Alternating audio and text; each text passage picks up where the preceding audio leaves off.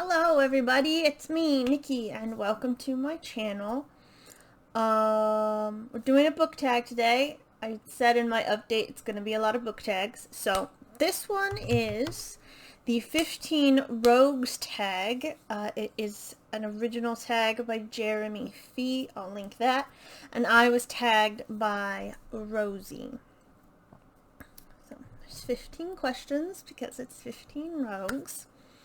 So, the first question, Moll Flanders. In what ways do you feel socio-economic status influences the lives of rogues?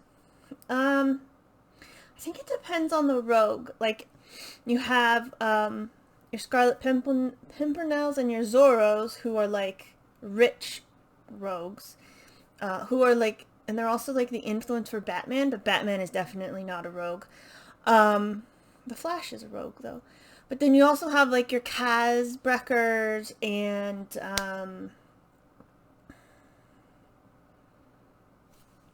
somebody else whose name escaped me, who are on the lower end of the socio-economic status. But in fantasy books, which is what I read a lot of, rogues are either like Zorro, where they're rich, but they hide it, or they are poor. So I think it depends on what kind of roguish character you're going for. Number 2, Catwoman.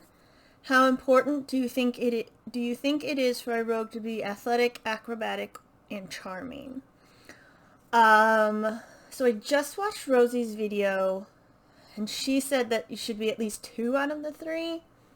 And I was like, that's a good point. But also, if you cannot be athletic and acrobatic, you should be charming. A rogue, I think, is defined by charm. I cannot think of one, but there has to be a rogue somewhere throughout time and history who couldn't walk or do any of that stuff. But they were charming as fuck. I mean, it has to be out there. I just don't know of it. Charm is the number one thing. Like, if you were going to make it a D&D, like, 10 out of 10. Or whatever. And so number 3 is Kvothe. I don't think I said that right. Do you feel a rogue should have musical skills? Singing, playing an instrument, or dancing? No. Oh, because this will go back to the second question. Kaz Brecker, who has a bad leg, he isn't really athletic or acrobatic, but he is charming, and he doesn't do any of those things either. No, I don't. That's more of a bard thing. You could, like, level up into a bard, I suppose. But no, I don't think that's a deal breaker. I'm looking at my picture of Hermes. He's a rogue, and he invented the lyre, but he gave it to Apollo. So, yeah. No, I don't think that's a must-have. I think you just have to be charming as fuck. Question 4 is the Musketeers. Do you believe in a code of honor or justice even when breaking the rules? Yeah. Yeah. Like, especially for rogues. They tend to have their own set of rules. And they act on them, and if you break them, then, you know, they'll go after anybody who breaks those rules. They're almost like anti-heroes in a way, if you think about it. I mean, the Punisher isn't a rogue, but you know what I mean. Number 5, Maverick. When doing roguish things, do you prefer to act alone or in a group?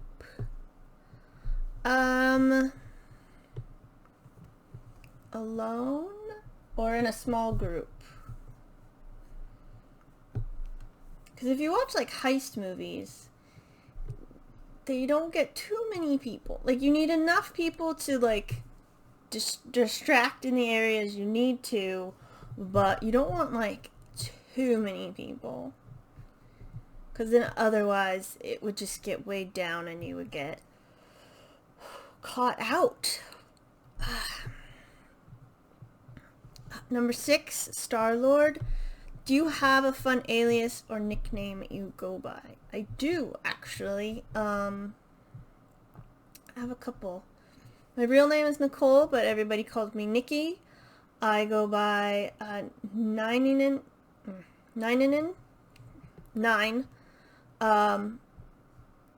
with all my online friends. And I'm in that name in a lot of games. I'm Honey Bear B or Honey Bear B9 at a lot of places. What else? I get called Nick a lot. My mom calls me Nickel, or she used to. Like, you know, the quarter. No, like the currency, nickel. So yeah. But most people just call me Nikki. Number 7, have you ever played pranks on your family members? No. No, I don't like pranks, really. They seem like, because a lot of pranks are mean-spirited, and I don't really enjoy that. Debbie Ocean, do you have any infamous family members or friends?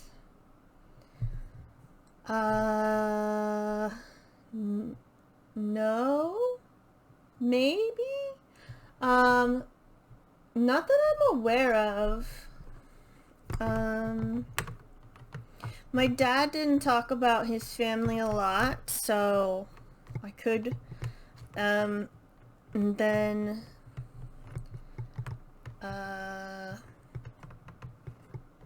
I'm related to Rossano Brazzi, but he's famous, not infamous. And I guess if you live in the Central Coast, my grandpa's sort of infamous if you're into Jeeps. I mean, he has his own field named after him, so, but not really, I don't think so. I'm gonna do a DNA test, and then, if it turns out I am related to someone, I'll let you know. Number 9 is Han Solo. Have you ever used secret compartments or hiding places for things? If so, what? No, I have not, but I really want a book where you can put stuff in and then put it on the shelf and it looks like a regular book. I don't know why, I just think that would be really cool. Question 10, Indiana Jones. Do you have an iconic item such as a hat or whip that people know you by? Probably not. Although I do try to, like, if I'm in a video game, get all my characters blue, because blue is my favorite color. So I guess I'm not wearing, my glasses are blue. Blue's my favorite color, so I'd love to be like the blue lady. Oh look, there she goes, the blue lady. Maybe someday. 11, Captain Jack Sparrow. Was there a time that you were almost caught doing something but got away? No. I don't think so. I don't remember. So if I don't remember, probably not. 12, Doctor Who. How likely are you to run and hide if there's something scary in your life? Depends on what it is. Like, if it's a bug, I'm out. But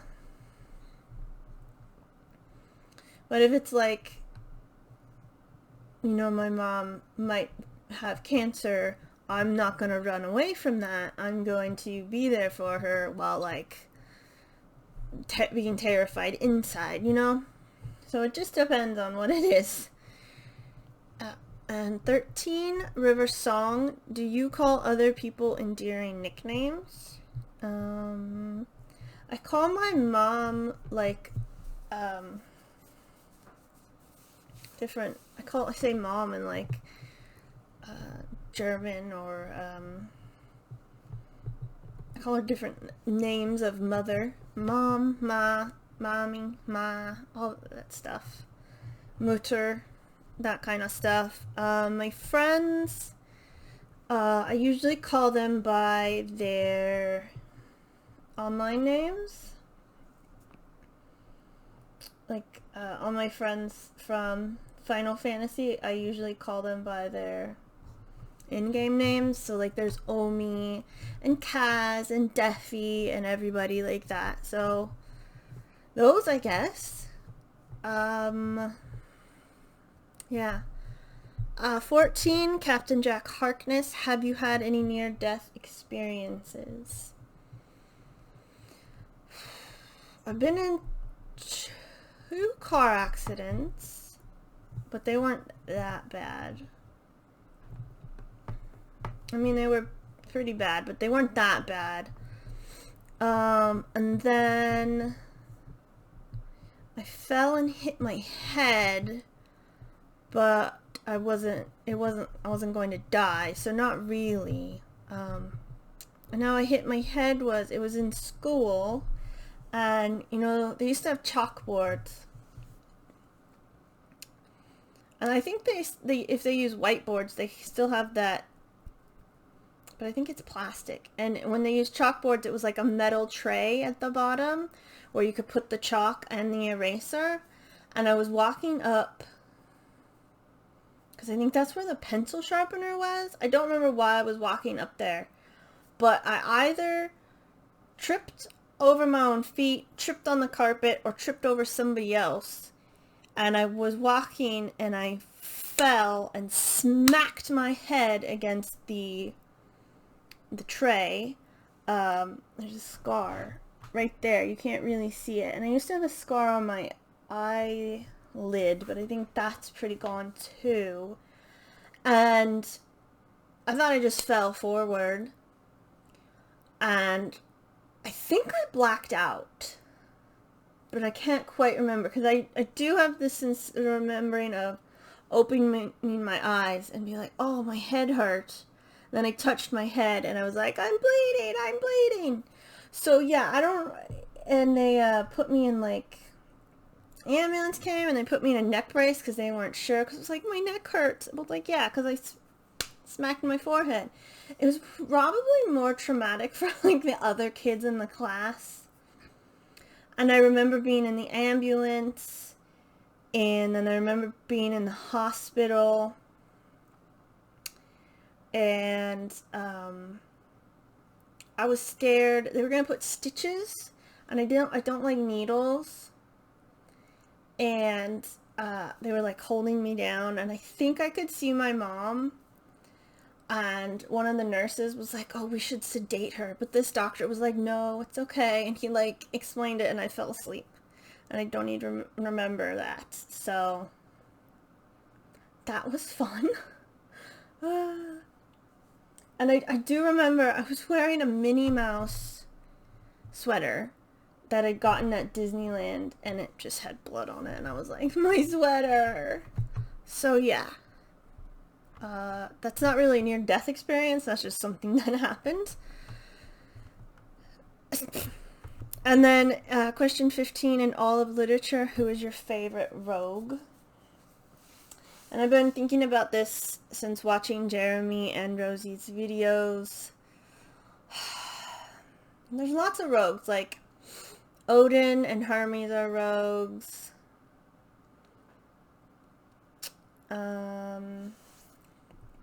Tony Stark is a rogue. Zorro, like I said. But I think my favorite one that is all I can think of is Deadpool. because he's so,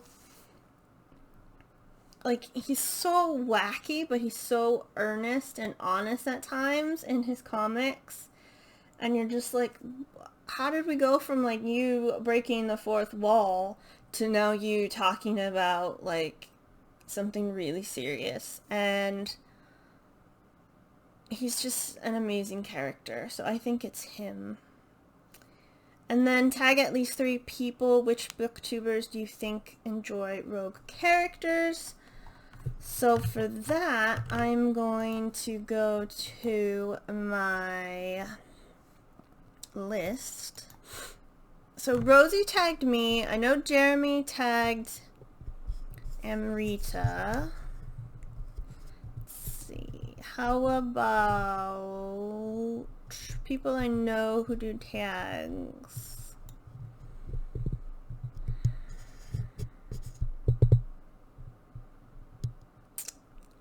I don't really...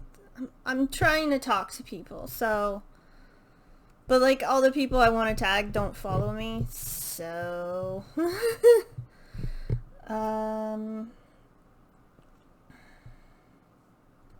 Let me see. How about, if you want to do it, you can do the video. How about that? Instead of me trying to find people, because that's going to take forever. So yeah, that is the 15 rogues tag. Thank you to Rosie for tagging me and Jeremy for creating it. How can I always forget what I say when I say it every time? Thank you for watching. I hope you enjoyed the video. I hope you're having a lovely day, and I will see you next time. Goodbye.